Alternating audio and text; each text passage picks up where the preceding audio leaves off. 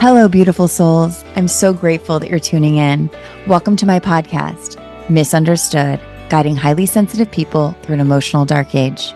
I'm your host, Candace Dell, and I'm honored to embark on this transformative journey with you. Have you ever felt like you didn't quite fit into the world around you or even your own family? Like your sensitivity was a burden rather than a gift? If so, you're not alone. And here's the truth. Your sensitivity is not a flaw. It's a superpower. It's what allows you to feel deeply, to connect with others on a profound level, and to access a higher realm of consciousness. And on this podcast, we're going to explore how to harness that power and use it to create a life of purpose, passion, and true confidence. Here, in this sacred space, we honor your sensitivity as the gift it truly is. Get ready to embark on the journey of unapologetic emotional honesty and next-level healing. Let's dive in together. Hello, everybody. Today, my special guest is Dr. Nadine Macaluso. She's known to her patients as Dr. Nay, and she is the real-life inspiration behind Naomi Belfort's character in The Wolf of Wall Street. If you haven't seen that movie, you got to go check it out. She survived a turbulent 8-year marriage to Jordan Belfort, marked by abuse, greed, and trauma. Following her experiences, Dr. Macaluso relocated to California. Her journey of trauma and healing inspired her to return to school at age 39, where she earned her master's in counseling and a PhD in somatic psychotherapy. She further specialized with a 2-year postdoctoral training in Neuro Affective Relational Model, NARM. As a therapist, Dr. Macaluso combines her education and personal experience to help others heal from trauma. Her practice focuses on assisting patients in connecting with their true authentic selves, fostering confidence, resilience, and agency. Dr. Macaluso firmly believes in the potential for post-traumatic growth, instilling hope in her patients and guiding them to reach their potential in life and love. Please help me welcome my special guest, Dr. Nadine. So, welcome, Dr. Nay. I'm so happy to have you on my show. Oh, thank you for having me. What a pleasure. I did your introduction, and I thought a good place to start would be, a lot of people know what trauma bonds are. A lot of people don't know if they're in it. So I wonder if you could give us some examples of how to know or detect early on if this could be a trauma bond and what to do. Yeah, so I mean, the most obvious thing is trust your intuition, right? Because trauma bonds can manifest in so many different ways. But the most obvious ones are if, you see somebody seriously love bombing you, like if they're saying they love you after 2 weeks, that's probably not possible. And why are they saying that to you? If you see any substance abuse very early on, and if your gut says something doesn't feel right here, even though it's looking right. And so those are just some very simple things. And also, I find with these guys or women, because we know it can be women too, but it's mostly men, is that they're not very curious about you. You'll notice that they don't ask a lot of questions about you initially, right? They're much more interested in themselves. And if they do ask you a question, it's usually just to mind map you. Parrot you, right? The mirroring. Yeah. This is something I deal with a lot with my clients where and I'm sure you've heard this every day, where people think, oh, it's my soulmate. They're just like me. They have all the same interests. Yes. I'm like, no, they've been studying you. Yeah, it's like that twinning thing. I love tennis, you love tennis. I love sushi, I love sushi. I love romantic comedies or whatever it is, because that just doesn't usually happen. And actually, a lot of times opposites attract. So, but it's so subtle for everyone. And that's why I have that. Usually, also, you have to remember the mask doesn't start to fall for like 3 to 4 months. So they're so good at hiding it in the beginning. That's why I have that pathological lover checklist. Yeah, just so you guys know, this is the book.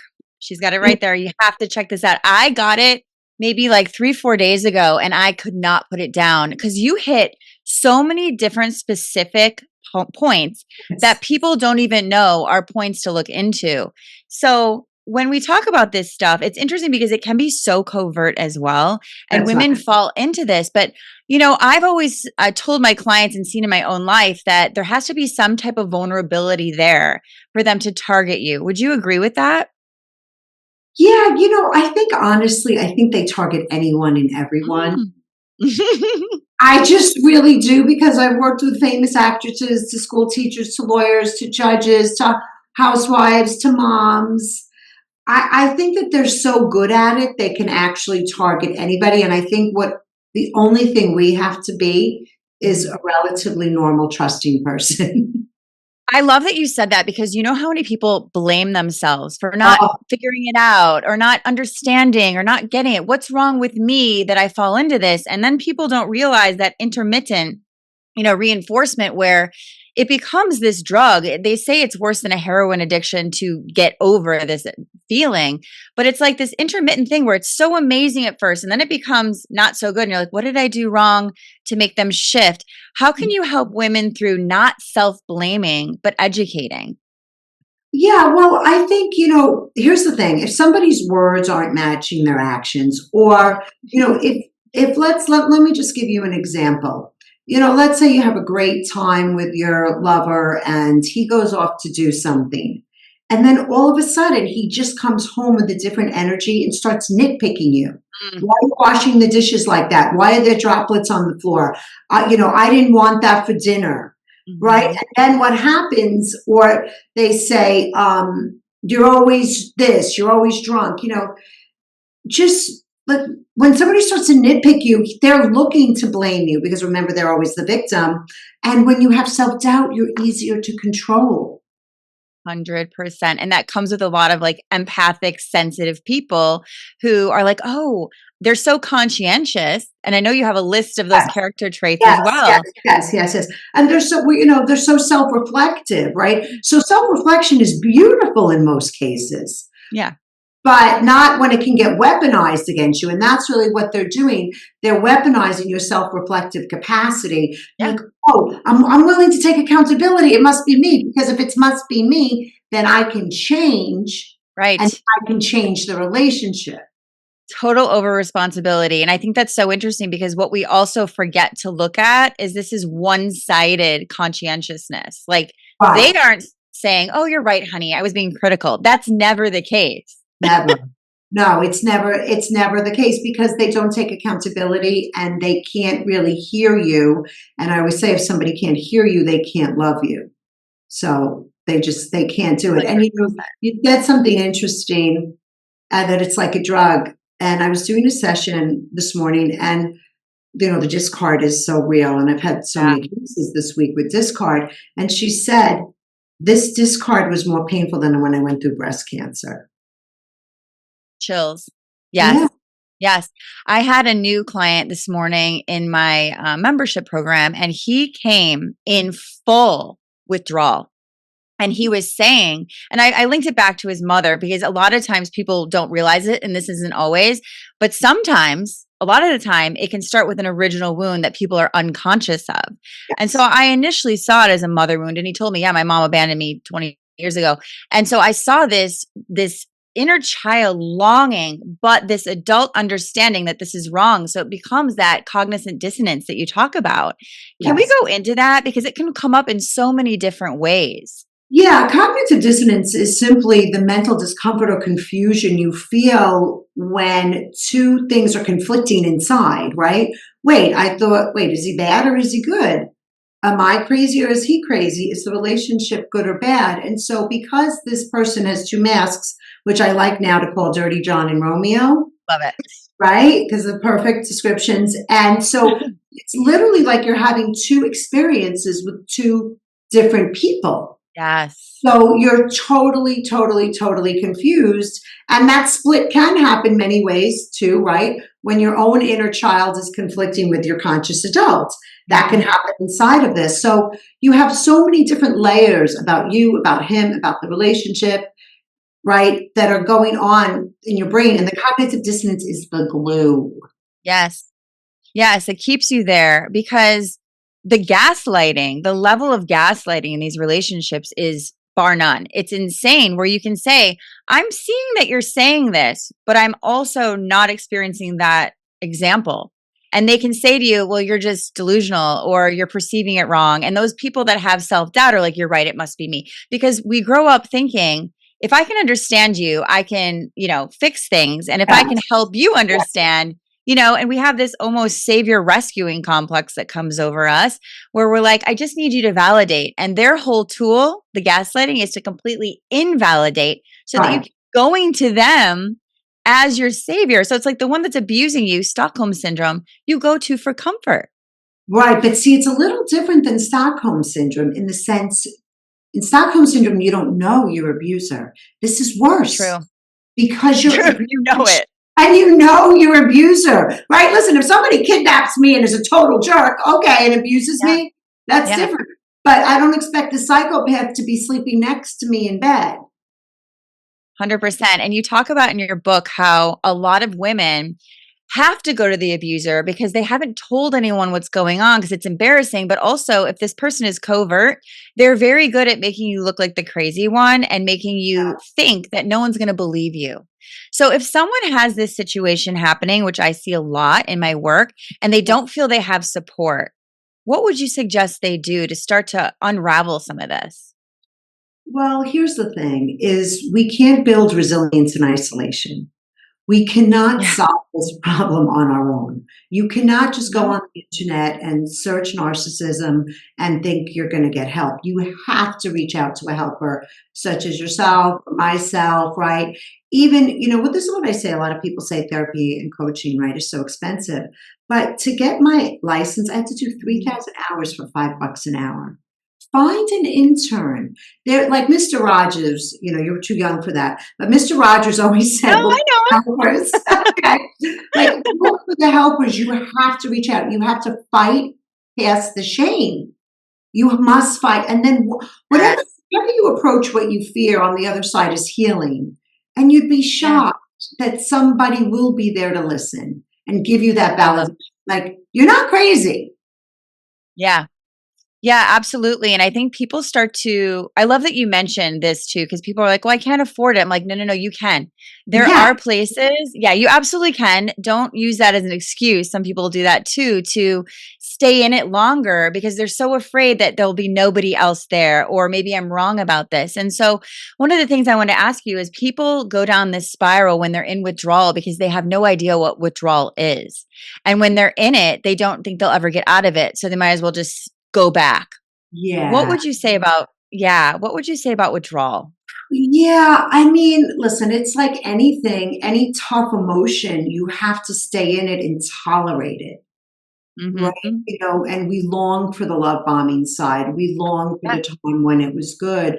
And so, yeah, withdrawal and pain and suffering, and it is hard. But again, on the other side of that, if you can stay in it, soothe yourself with adaptive coping mechanisms, right? Have a good support team, really resource yourself, you yeah, will get through it. I mean, I remember yeah, feeling like literally, like I remember once falling to my knees, literally on the yeah, concrete, collapsing, and that's yeah, okay, right? Give yeah, yourself the space to feel all these intense feelings. You're not gonna pass from them. Like I know it feels like you will, like not yeah. last on the earth, but humans are You're gonna resilient. make it. You're gonna make it. You're Yeah, gonna make it. And it's okay if you stay in bed for 2 days and then say, "Okay." I call it my Mad Lucia moments, where I just give yeah, myself space to feel how I feel, yeah. and then we as humans, we have to learn to tolerate these tough emotions. I could not say more about that. I remember this is 2 decades ago when I went through my gnarly, gnarly trauma bond, and like you, I remember laying on the bed thinking, I'm gonna die because I'm gonna lose my breath and my heart's gonna stop, and I would rather die than feel Yeah, this pain. And I want to encourage people to go through that pain too. Not alone. You do need support, like right, you said. yeah. But if you don't go through it, it will get far worse. And Oh, what I don't like to see is people saying, I can't deal, I can't deal. And then their relationship goes to the point where they have to leave. And you don't want that, where you literally have to leave because your life is going to be, at risk. So yeah, instead, it's like, wouldn't you trust us that you need to feel the depth of this gnarly emotion because it yeah. will go away when you feel it. It will. Yes, and just like a Yeah. withdrawal, right? I mean, that's what we have to do. They have to tolerate. They don't go back and do the drug again. Then you're back in the whole cycle all over. But I understand you when you're in it. But you and I pulled people to the other side, and we've gone to the other side. Yes. So I always say Yes. to my patients, like, I have hope for you. I have faith for you. Yeah. You don't have to Yeah. have it right now. I'll carry that for you. Yeah. This new guy today was telling me, the woman who was abusing him is abusing him. It's her birthday on Monday. And he's like, if I don't reach out, I feel stressed. I'm like, if you do, you start it all over again. Because what people don't realize is it's kind of like weaning off of sugar or anything is you start to do good and you're like, oh, a little bit's fine. And what I like to explain this is like, if you are sober from alcohol and you go to dinner at a bar with a bunch of people drinking, you're going to start to feel triggered. You're going Yeah. to start to feel it. And so the whole point with no contact is not only physical no contact, but mentally starting to have these rules for yourself and this discipline of stop thinking about them. It's the hardest thing in the world to do. But when we're stalking them on Instagram and we're thinking about them or wondering what they're doing, you're staying in an emotional trauma bond. Yeah. Yeah. Well, I always say he doesn't live in your house anymore. Don't let him live in your head. Right. But Yeah. rumination, whether you've been in a trauma bond or not, is the number one reason people come to therapy. And so Yeah. that's where you have to really use thought stopping and use your mind to control your brain and say, okay, is this thought about this person useful or helpful? Nope. Okay, let me go do something else. Let me take a shower. Let me wash my hands. Let me listen to music. Let me watch dumb TV. Let me distract Yeah. my mind. People don't understand that distracting your mind from useless thoughts is okay. It's It's okay. wonderful. Yeah, Yes. you don't Yes. need it. But it is. Rumination is You really hard to fight. I think so many people would say it's impossible. And that's why I love how you're talking about what to do instead. And Yeah. one of the things that I was going to say, you mentioned this earlier, when I was going through my divorce, I think it's been 4 years now. I remember for like a year and then some months after, I would let myself, and I've still seen clients constantly because the work actually helps when you're going through hard things. Oh, But it's the I best. would Oh, it's literally the best. But I would sit there, and I tell everyone this. I would sit on the couch after work, and for like 2 hours, I would stare at the ceiling and say, I get to do nothing. And that's fine. I get to sit here and feel whatever I need to feel because I'm going through hell. And when you do hard things and you get through it, you realize how capable you are to do hard things. And then you understand how to not get into that again. And if you did, you'll be fine. So all of Yeah, that shifts. all And of one of that. the things I wanted to ask you, because you say this in your book, and I think it's really important to talk about, is the symptoms afterwards. Like what someone goes through emotionally and psychologically after they've gotten out of a trauma bond. Because people say, oh, I'm just broken for life, or there's something wrong with me, or he changed me, or she changed me. And I say, oh, that's temporary. But can you talk about some of the symptoms that come up after abuse like this? Yeah, so you've been through trauma, you've been through relational trauma, right? So you're going to get trauma symptoms, and you're going to get Mhm. symptoms called complex post-traumatic stress disorder because that's caused by chronic relational trauma. And so you could get intrusive symptoms like flashbacks, right, or rumination, or you could get depression, shame, hopelessness, anxiety, extreme startle reflex. You can get physical symptoms. You can get, oh God, avoidance. Avoidance is the number one response to trauma. So there's all different symptoms that you can get. But here's the thing, you don't get all of them usually, right? There are a few that are your specialty. And then once Mhm. you know what you have, and I have a assessment on my website for CPTSD, you can't treat what you don't know what you have, but we know that all of it is treatable. Relational Yeah, trauma is not a life sentence, right? We can absolutely. treat. And so, but yeah, the symptoms are real. But we used to say, oh, she's borderline, or she has bipolar, or she's having a mental breakdown. It's like, no, you have CPTSD. Oh my God, I love that you said that because so many people feel that when they've had, say, narcissistic abuse, they feel like they become the narcissist. Yes, so many. Have you So heard that? yeah, but here's the thing, just the fact that you think you are one, probably you're not. Because when I was in school and we learned about the DSM, and I thought I had every diagnosis, and my teacher's like, Yeah, no, when you think you have it, you don't. Yeah. you But don't. it's because Yeah, they've always been shaming and blaming you for yeah, everything and always playing the victim. Mhm. then that can happen. Especially, I don't want to say especially, but I'll say there's a strong pull to people. A lot of my clients are people who have had childhood trauma. Have Okay. had a narcissistic parent, which, by the way, we can absolutely have a trauma bond with a parent. Yes. And so they grow up, I'm one of those, you grow up thinking there's definitely just something wrong with me. And you absolutely cater to the fact that you can't get out of it because you're pretty sure. And if you've been in a relationship with someone for a long period of time, you're also brainwashed from the person you put on the pedestal to think it's you. And so I love that you offer it's CPTSD. A lot of people think, no, I just have a different personality disorder and that's why we got together. No, you're actually a wonderful, empathic, kind human Yeah, who sees through a lot of things. And that's why. And you have symptoms that will go away over time.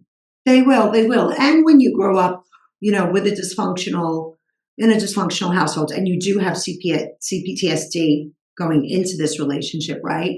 You have to remember Yeah. the child always has shame and self blame too to stay attached to the parent because you have to because you can't make it, right? So then that shame, and self blame shows up in this relationship. And so I always say to my patients, when you're in shame and self blame, you're in your pattern. It's not I real. love that. That's different Oh than my God. accountability. I love that you said that. It's like it's your programming, it's not your truth. And a lot of people have an issue with like, is this my trauma or my truth? And one thing I was going to say to you, because you just kind of hit on this, is when we have, let's say, an abusive parent, but same thing with a partner, is you almost have to adopt their way of seeing you to stay connected to them. So if they're shaming you all the time, you have to self-shame to stay connected. And so a lot of times people don't want to disconnect, which means they're not going to see that they're not 100% the problem. That's And right. that's what keeps us in these trauma bonds is thinking, oh, maybe it is me. Maybe I can do better. We got to stop that altogether. Right. We've got to, it's not you. I always used to say that Not you. if I hung my head upside down and hung myself by my toenails and vomited green vomit, I thought Jordan would change. Right. That wasn't happening. It Yeah. wasn't me. I Yeah. didn't become a drug Yeah. addict and abuser. I'm Yeah. not And you know what? powerful. I'm not that No, powerful. thank God. Thank Thank God. God. Come on. But yeah, but you know what? That's another really good point because a lot of people are so afraid that when they leave this abuser, they're going to change and have love with someone else and be totally different. You've heard this. I had $1 for every time I heard this. I Mhm. would be retired. Yeah, Yes. nothing could be further from the truth. They don't get a lobotomy. Nothing could Right. be not they don't get a heart Right. transplant. Nothing could be further from the truth. They're gonna do the same Right. exact thing to the next victim. Right. And the thing that we forget when we're through it is, oh, it does look so good though. I'm like, so did your relationship. Your relationship with them looked great too. Because you Right. kept it a secret too. And at Mm, home, guess what? It sucked. And so does her relationship, you know? right. And they're like, Exactly. oh, yeah, yeah, Yes, yeah. And that has to do with the worthiness. The unworthiness wound is, well, that person will get them better or they'll be better. I'm like, no, no, no, no, no. The reality is you were phenomenal. You were a rock star in that relationship and you just stayed too long because you forgot your worth during that relationship. And now that you have it back, you have to remember the beginning. Now you can see those red flags that you ignored, which by yes. the way, I should ask you, why do we ignore those red flags? Well, we ignore the red flags because usually these guys like date us at warp speed. So they're dating us so fast and giving us so much love bombing, adoration, and gifts and attention and affection that all of those good, right, dopamine, oxytocin things are just floating around our body. And because we don't want to see the red flags, we don't want to believe that people are evil. We don't want to believe that this person that we're falling in love with is pathological. And so I just think it's human nature to ignore the red flags. And I was I young love and that you said that. and nobody was talking about it back then, so I was really Yeah. screwed. But yeah, Yeah. we Same. want to believe that people are good. I don't Yes, want and absolutely. even all the work we do, I don't want to run around thinking people are bad. But now we have to know the red flags because we give Mhm. ourselves a lot of time, a lot of years, and a lot of unnecessary trauma.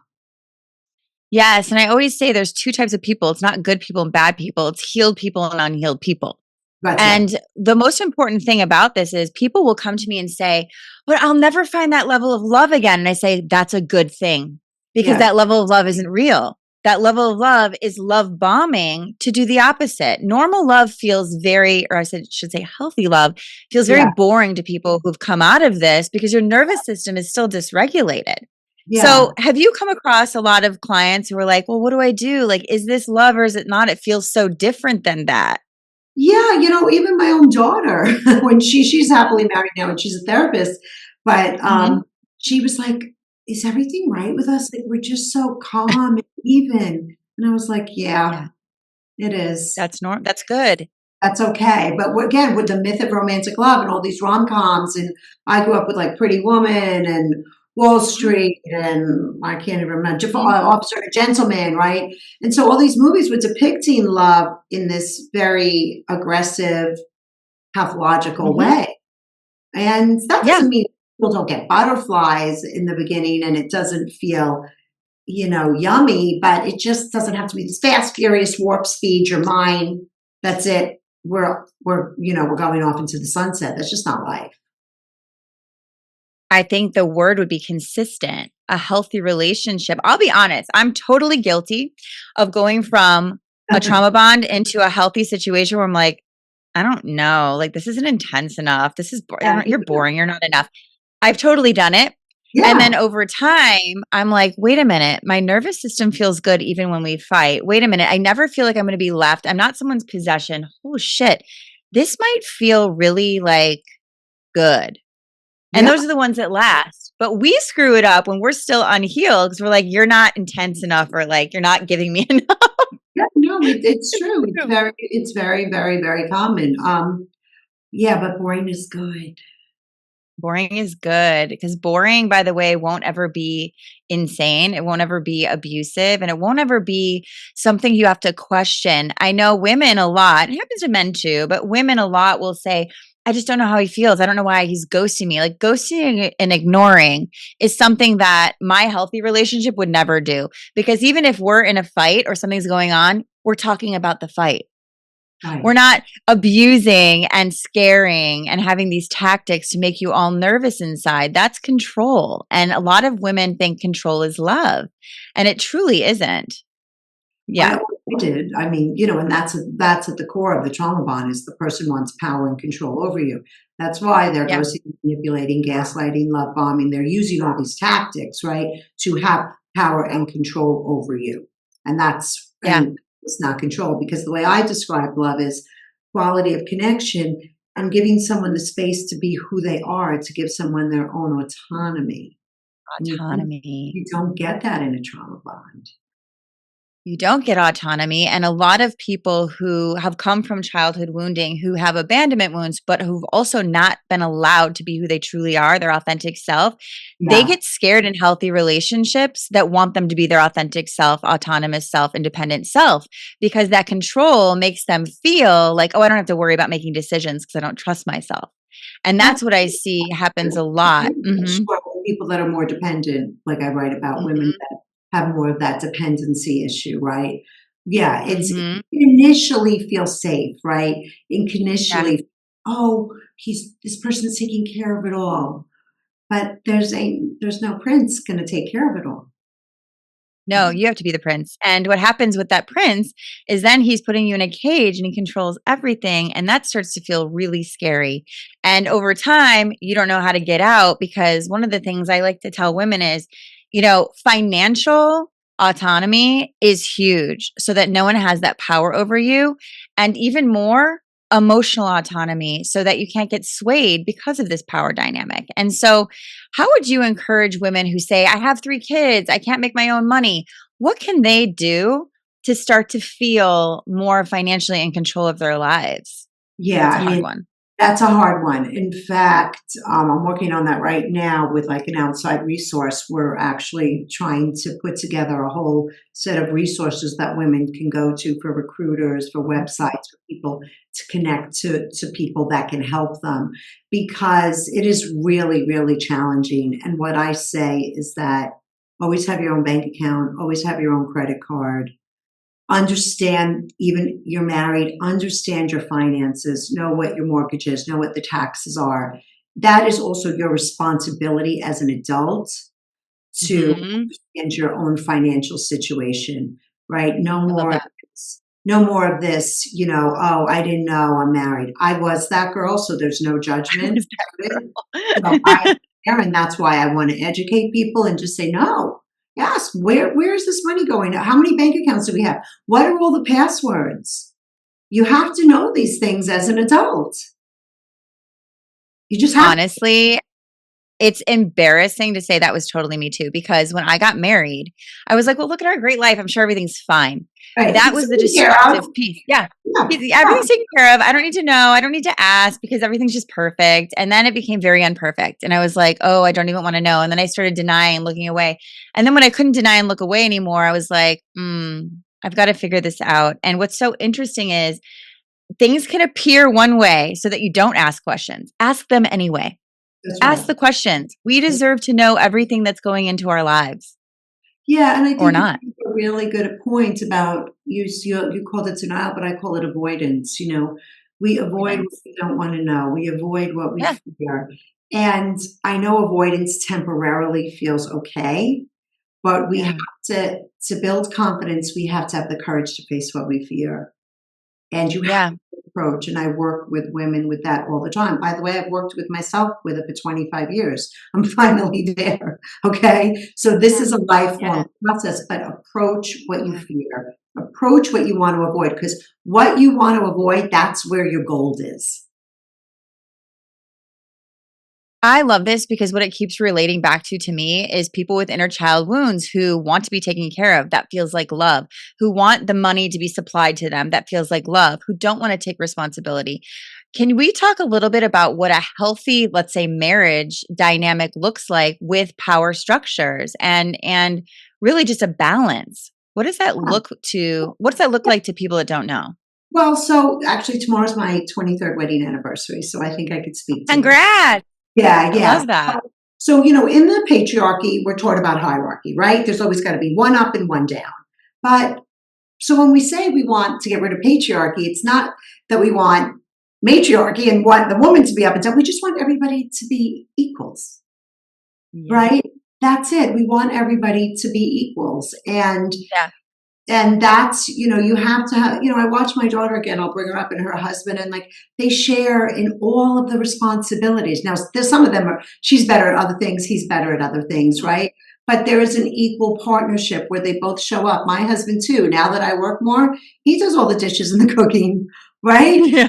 It's okay. He doesn't feel less. I don't make him feel less. We're financial partners together. And the number one thing is when we talk to each other, we can hear each other. We listen. We've Yeah. made changes for each other. And Mhm. more dominance in the beginning, right? And now we've switched. Like he was more in his masculine, I was more in my feminine, and now I'm more in my masculine, and he's more in his feminine. And that way, your partner can help you become more whole. So we That just, is so beautiful. Yeah, that is so beautiful and important that it can change yes, because with a narcissistic partner, they are always dominant. They will always be in their severe masculine. yes, yes, because they're dominating, threatening, intimidating to control, right? Yeah, no. So he's like, okay, whatever you need, I'm your assistant. I'll ship your books. It's That's how really he is. cute. Yeah, it's really cute. And I don't abuse it. I'm not like, ship that damn book, Yeah. Yeah. I'm like, thanks, honey. I really appreciate it. It's like Yeah. lunch, and but it wasn't like that in the beginning. Yeah. So, right. So to be healthy, we have to be open, adaptive, and flexible. Love it. And both Yeah. partners need to embody that, albeit imperfectly.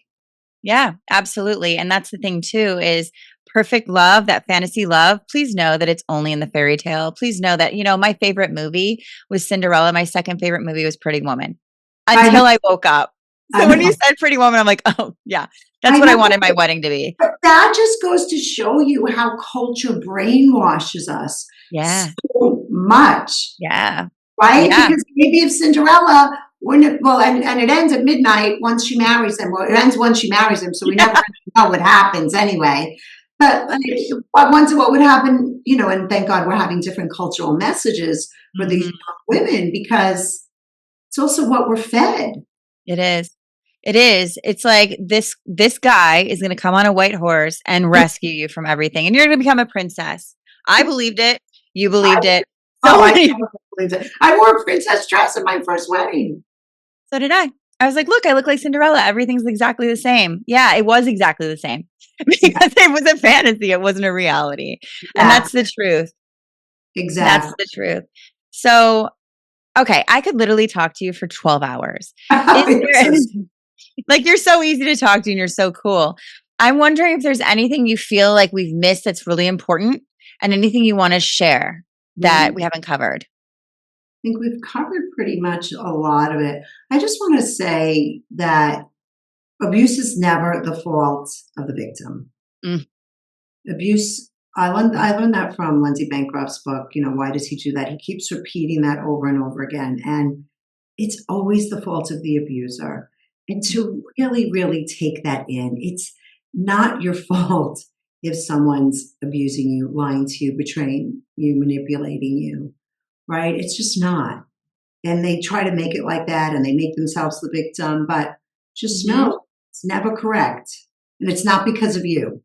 Now, that doesn't mean you should stay, but just know, I just want people to really get that, because that's why I wrote my book, because I really wanted to take away the stigma from the victim. And I hope you get that when you read it, right? I'm like really destigmatizing the victim in the trauma bond. Yeah, you do. And I think that's huge. It is never your fault. You didn't do anything wrong and you need to leave. Yeah. And so. And it is your responsibility to heal, though. Exactly. It didn't happen to you because of you, but it is your responsibility to heal, and you can heal. And even if it feels like you absolutely can't breathe, one day you will be past this and it will be no longer your reality. And so once again, I just want to remind you guys to go get her book. It is literally amazing. Run Like Hell. And that's the perfect title because that is the truth.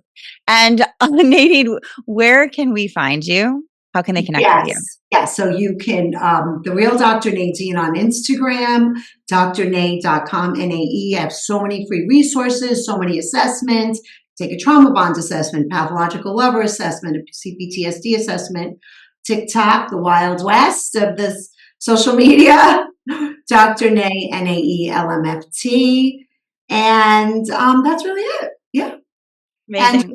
And also what I'm doing, because next month is Domestic Violence Awareness Month, I'll send you a link for this where if people click on it, they get the first chapter of my book for free.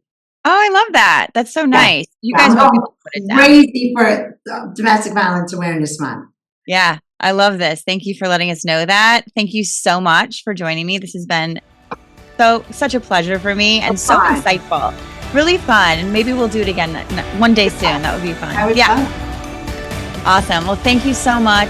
You're amazing. Go check her out, you guys, and share this with anyone that you think needs to hear it. And thank you so much, Nina.